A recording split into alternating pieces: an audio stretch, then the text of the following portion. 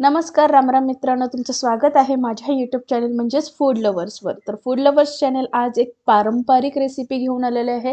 आजकाल ती रेसिपी आपण बघत म्हणजे सुरुवातीला करत असू, पण आता ही रेसिपी खूप अशी कुठेच होत नाही.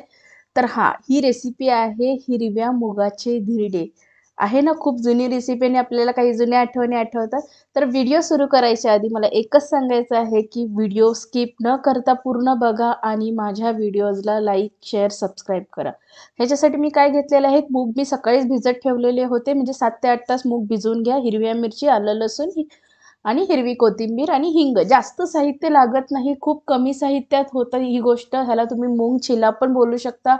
आपल्या गावरान ह्याच्यात बोलायला गेलं तर मुगाचे धिरडे, मुगाचा डोसा, कोणत्याही पद्धतीने तुम्ही काहीही नाव द्या, रेसिपी एकच आहे. काही फरक नाही, फक्त नावं वेगवेगळी आहेत. आणि आता प्रत्येक गावात काय काय ह्या मुगाच्या धिरड्यांना म्हणतात, कमेंट्समध्ये जाऊन तुम्ही नक्की माझ्यासोबत शेअर करा. तर मला सुद्धा माहिती पडेल की ह्या गोष्टींना बाकी प्रत्येक गावात काय काय बोलतात. ठीक आहे. तर मी काय केलेलं आहे, मूग सर्वप्रथम व्यवस्थित भिजवून घेतलेले होते 7 ते 8. नंतर मी ते व्यवस्थित निवडून सुद्धा घेतलेले आहेत, कारण की कधी कधी मुगामध्ये सुद्धा खडे असतात. तर ही गोष्ट तुम्ही सगळ्यांनी लक्षात घ्या, की मूग आपल्याला प्रॉपर व्यवस्थित निवडून घ्यायचे आहेत. त्याच्यानंतर मी इथे ह्याच्यात टाकलेले आहेत 4 ते 5 हिरव्या मिरच्या.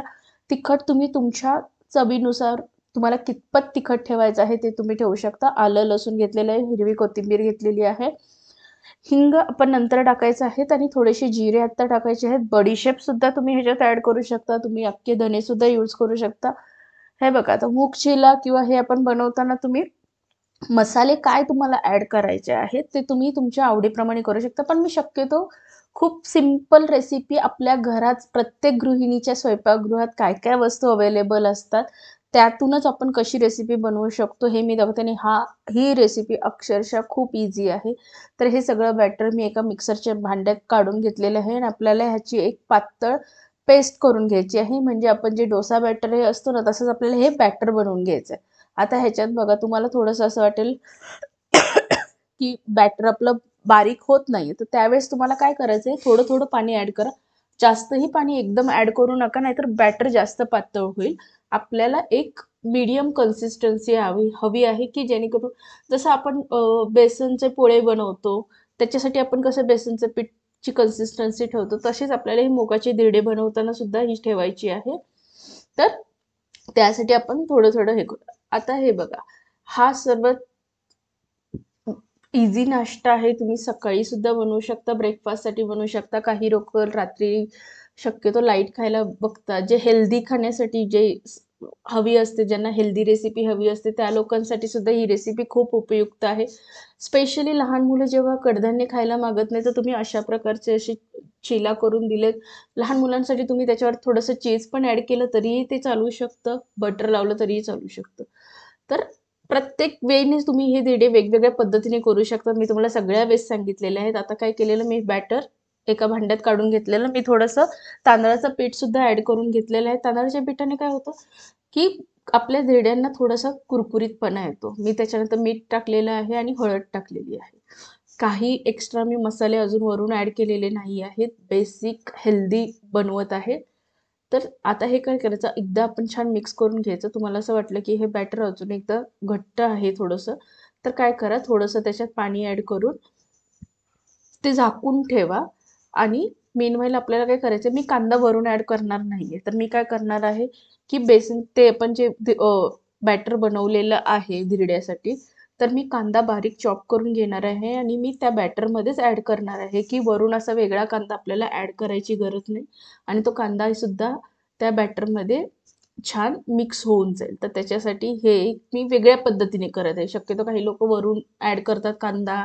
तुम्ही ह्याच्यात वेगवेगळ्या भाज्या पण टाकू शकता. तुम्ही ह्याच्यात गाजर किसून टाका, बीट किसून टाका. कांदा तुम्हाला हवा तर तुम्ही कांदा किसून टाका. तुम्हाला हे हवं असेल, मका हवे असेल, तर मक्याचे दाणे सुद्धा तुम्ही बारीक करून ह्याच्यात, म्हणजे मका शिजवून घ्या आणि त्याची थोडीशी पेस्ट करून पण टाकू शकता. म्हणजे लहान मुलांसाठी जर देत असाल आणि हेल्दी द्यायचं असेल तर तुम्ही ह्या बेने सुद्धा करू शकता. तर मी कांदा ह्याच्यात ऍड करून घेतलेला आहे. आपल्याला पुन्हा एकदा हे बॅटर छान मिक्स करून घ्यायचं आहे. थोडंसं मला असं वाटलं की ह्याच्यात थोडीशी पाण्याची गरज आहे, तर मी थोडंसं पाणी सुद्धा ह्याच्यात ऍड करून घेतलेलं होतं.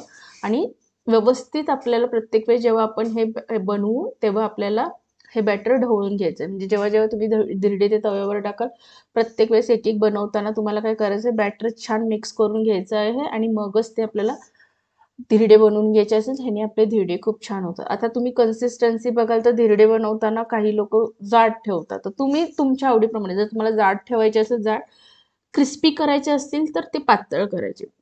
काही वेळेस काय होतं की हे धिरडे तव्याला चिकटतात, तर ह्याच्यासाठी मी तुम्हाला दाखवणार की आपल्याला काय करायचं आहे आणि त्यासाठी तुम्हाला व्हिडिओ एंडपर्यंत बघायचं. तर मी काय केलेलं आहे की तवा गरम झाला की त्याच्यावर मी पाणी शिंपडून घेतलेलं आहे. काही बघा तेल मी काही ॲड करत नाही आहे, फक्त तवा एकदा गरम करून घेतला हाय फ्लेमवर, नंतर फ्लेम कमी करायची आहे. त्याच्यावर मी पाणी शिंपडून चांगलं पुसून घेतलेलं आहे. एकही थेंब मी तेलाचा यूज केलेला नाहीये. आणि आपल्याला असं जसं आपण डोसा बनवतो त्याप्रमाणे आपल्याला हे असं पसरवून घ्यायचं आहे. आता ह्याच्यातच मी तुम्हाला आधी म्हटल्याप्रमाणे ज्यांना जाडसर ठेवायचं असेल जाडसर ठेवा.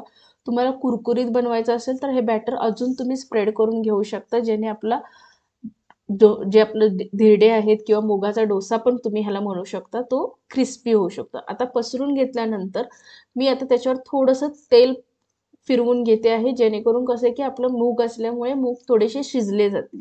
ज्याची आपण पावडर किंवा पेस्ट करून घेतलेली आहे, ते व्यवस्थित शिजण्यासाठी आणि आपल्याला जो धिरडे आहे ते व्यवस्थित शिजण्यासाठी थोडंसं तेल ॲड करून घेतलेलं आहे.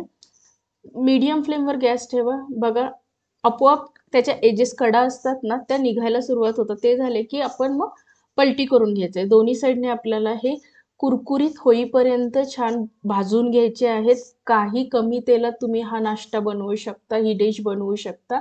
तर आपले मुगाचे धिरडे हे रेडी झालेले आहेत. बघितलं किती झटपट आहेत. फक्त आपल्याला ह्याच्यात एकच गोष्ट आहे की आपल्याला मूग प्रायर बेसवर म्हणजे आधी आपल्याला काही टाईम पुरते भिजत ठेवावे लागतात. मी तुम्हाला अजून एकदा दुसरा एक डोसा बनवून दाखवत आहे की तुम्हाला टिप्स कळतील की हे कोणताही चिल्ला किंवा डोसा किंवा धिरडे काहीही बनवताना ही एक टिप मी तुम्हाला सजेस्ट करते की तवा गरम झाला की त्याच्यावर पाणी शिंपडून घ्यायचं, एका फडक्याने पुसून घ्या आणि तेल न टाकता तुम्ही आपला जे चिला आहे तो पसरवून घ्या. जराही तो तुटत नाही किंवा पॅनला चिटकत नाही, काहीही होत नाही. तर अशा पद्धतीने तुम्ही मुगाचे धिरडे बनवून नक्की बघा. ही खूप पारंपरिक रेसिपी आहे. आता ही रेसिपी खूप अशी कमी बघण्यात येते, आपण जास्त आपल्या लक्षात पण येत नाही. तर मी हे धिरडे एका प्लेटमध्ये काढून घेतलेले आहेत आणि मी हिरव्या मिरचीच्या लोणच्यासोबत हे सर्व केलेले होते. म्हणजे मी खाण्यासाठी घेतलेले होते. तुम्ही हे चटणीसोबत सुद्धा सर्व करू शकता. तुमच्या आवडीप्रमाणे तुम्ही करू शकता. तर मनापासून तुमचे आभार की माझा व्हिडिओ एंडपर्यंत बघितल्याबद्दल. आणि मी तुम्हाला पुन्हा एकदा सांगेल की माझं चॅनल हे सबस्क्राईब करायला विसरू नका आणि जास्तीत जास्त लोकांपर्यंत शेअर करा.